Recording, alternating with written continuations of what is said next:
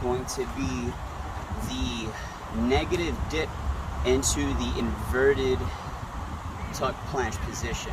All right, so at this point you should have a good familiar foundation with doing the false grip transition with the assistance of your legs. This time what we're doing is primarily focusing on the negative portion, so you can learn to transition into the inverted tucked plant, touch lever position, right, using a false grip. Okay, so this one is you're going to start in the top of your dip.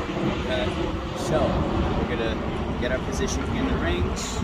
We're going to come to the top of our dip. Okay, top of the dip, false grip. Right, we're here. You're coming down with control. You can tuck your legs in if you need to then smoothly transition. Boom, right there to the tuck lever, maintaining that false grip.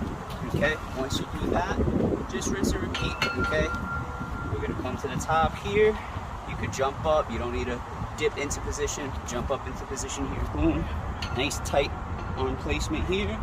Smooth control into the dip, bend the legs if you need to, and then smoothly, keeping the rings close to you, transition into that false grip position. Okay? You can repeat this for sets and reps. So once again, we're doing this once you finally master that false grip transition from the assisted muscle of using our legs. Okay?